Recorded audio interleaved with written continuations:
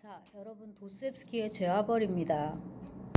이게 그 어떤 상황에서 쓰였냐면은 제가 전 동영상에서 잠시 언급을 했는데 형이 죽습니다. 근데 이제 형이 생활적인 면, 그 다음에 이제 그 잡지 경영이나 이런 거에 현실적인 측면들을 많이 도와줬었는데 이제 힘들게 되고 정서적인 충격 이거 포함.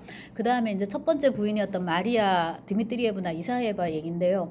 원래도 이제 좀 몸이 안 좋았는데 계속 이제 콜록콜록 하는 와중에 도스옙스키가 뭐 불륜입니다.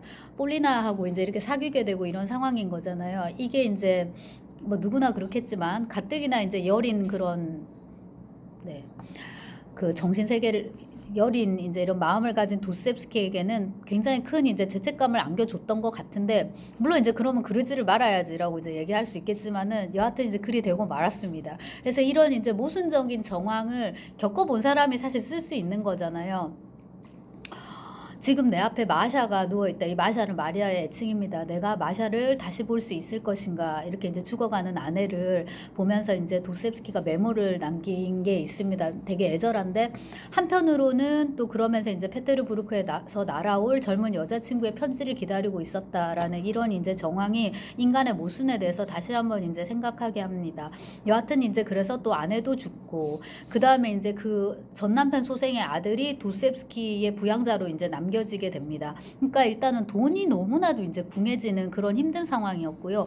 그 사이에도 이제 도스옙스키는 계속 소설을 쓰게 되는데, 고골의 코를 모델로 해서 악어라는 좀 작은 소품을 하나 씁니다. 이것도 제가 논문 쓴 게 있는데 관심 있는 사람 읽어보시면 되는데요. 소설을, 그러니까 제 논문이 아니라 그 페테르부르크의 파사지, 아케이드 같은 이런 전시관에 악어가 갑자기 전시가 됩니다. 근데 페테르부르크는 북극이잖아요. 악어가 살지 않아요.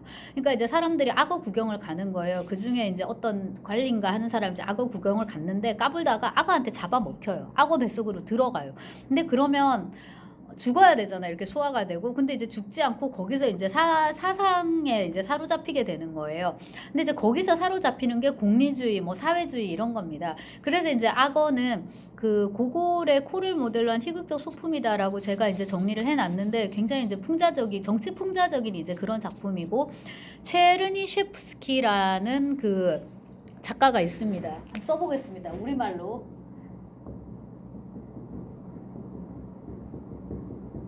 이 사람이 무엇을 할 것인가 라는 제목의 이제 장편 소설을 쓰게 되는데요. 요게 이제 유토피안 소셜리즘, 공상적 사회주의의 러시아식 버전을 담은 이제 소설입니다. 이게 당대에는 꽤 인기가 있었던 것 같아요. 근데 이제 도스옙스키는 친 이쪽이 아니라 반 이쪽입니다.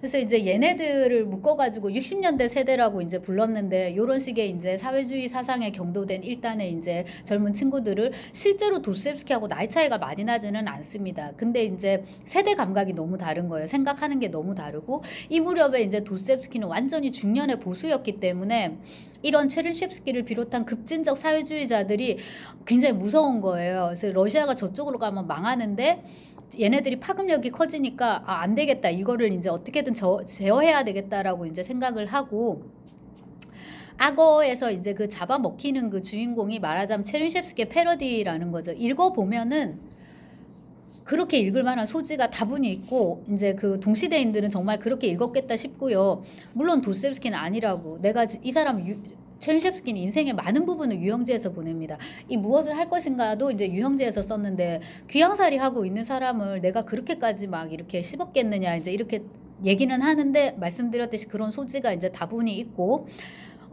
비단 이 작품뿐만 아니라 앞서 언급을 했던 그 여름 인상에 대한 겨울의 기록, 여기에서도 이제 그런 서유럽 비판이 조금 나오고, 걔네들의 이제 그런 사상들을 비판을 하게 되는데, 더 본격적, 더 이제 심오하게 좀 더 도스옙스키적으로 이제 그거를 비판한 것이 지하생활자의 수기, 지하로부터의 수기입니다. 자, 그래서 지하로부터의 수기가 도스옙스키를 정규 후기로 나누는 이제 대표 작품이라고 말씀드렸는데, 줄거리 빼고 여기서 살아있는 삶과 관념의 변증법이라고, 요 구도가 제시가 됩니다. 이게 이제 이후 도스옙스키 소설에서 굉장히 중요한데요. 지하로부터의 수기가 1864년인데 죄와벌이 1866년입니다. 그래서 지하로부터의 수기에서는 요게 태제로만 제시가 됐다면 도스옙스키에게 죄와벌에서는 이게 이제 정말로 구성적으로 이제 소설로 이렇게 실현이 됩니다. 그리고 라스콜리니코프가 이제 이거를 육화한 인물로 이렇게 나오고 그 다음에 그 지하생활자의 수기의 마지막 부분을 보면은 주인공이 자기는 반주인공이라고 이렇게 이제 표현을 하는데요. 그러니까 안티히어로입니다. 그런데 명실상부한 이제 주인공이 필요해집니다. 이게 바로 이제 죄와벌에 나오는 라스콜리니코프로 이제 간다라는 거고, 제가 조금 말장난을 해보면 얘는 하프인 거예요. 대담한 반쯤의 주인공입니다. 지하생활자의 수기에 나오는 주인공은. 하지만 이제 라스콜리니코프는 우리가 흔히 이제 소설 하면 이제 떠올릴 수 있는 그런 이제 주인공이 된다라는 거가 이제 중요합니다. 힘든 상황에서 이제 쓰였고 연재를 이제 했는데 이거는 처음부터 여러분 대박이었던 것 같아요. 지금 봐도 너무 잘 썼잖아요. 그리고 그 까라마조프는 3권이나 되는데 죄와벌은 2권이고, 제가 이제 요것도 수업을 많이 해봤는데 죄와벌은 너무 빨리 끝나는 거예요. 근데 좀 더 도스옙스키와 더불어 여러분과 더불어 이 수업에서 이제 더 머물고 싶은데 너무 빨리 끝나서 이번에는 이제 까라마조프를 다시 넣어봤고요. 죄와벌은 빨리 끝난다라고 제가 말씀을 드렸는데 선이 단순합니다. 그냥 직선이에요, 이건. 까라마조프는 여러 개의 그 각이 있지만은 요거는 그냥 하나로만 갑니다. 그래서 라스콜리니코프라는 이제 주인공이 있고, 이 페테르부르크 대학을 다닌다라고 직접적으로 언급이 되지는 않지만 당시 뭐 대학이 많지도 않았고 거기 이제 법학부를 다니다가 휴학을 했는지 뭐 자퇴를 했는지 조금 애매하긴 한데 학교를 지금 쉬고 있는 상황이고요. 그러고 이제 자기만의 생각에 골몰해 있습니다. 그 사상을 또 설명하는데 우리가 많은 시간을 이제 할애를 합니다. 그러다가 나름대로 이제 자기의 이론에 근거를 하여 결국에 이제 그 전당포 노파 알료나 표도로브나를 죽이게, 표도로브나인지 이바노브나인지 할머니, 알료나 할머니를 이제 죽이게 되는데요. 그참에 이제 얼떨결에 현장에 이제 들어왔던 리자베타, 이 약간 정신지체 옛날 개념으로 요즘 지적장애 여성까지 이제 같이 죽이게 됩니다. 여기까지가 이제 사건의 이제 한 토막이고, 그 다음부터는 라스콜리니코프가 여러 사람들을 만나면서 자기가 저지른 범죄와 타협해가는 장면이라고 할까요? 뭐 벌을 받는다라고 할 수도 있을 것 같고, 이제 거기서 이른바 그 라스콜리니코프의 분신이라고 할 법한 인물들이 이제 나오죠. 친구 하나, 라주민, 그 다음에 이제 수사판사, 예심판사, 그 포르피리, 그리고 이제 스비드리가일로프라고 라스콜리니코프의 여동생인 두냐와 약간 그런 관계가 있었던 이제 또 중년에 좀 잘생긴 그런 이제 또 남자가 나오고, 그 다음에 이제 두냐의 또 약혼자인 되게 이제 속물로 이렇게 설정이 됐는데 또 루진이 나옵니다. 그리고 이제 소니아 마르멜라도바, 이쪽에 이제 가난한 사람들에서 자라나온 술주정뱅이들, 가난한 사람들에서 자라나온 여러 이제 인물군이 있는데 그쪽이 이제 묘사가 됩니다.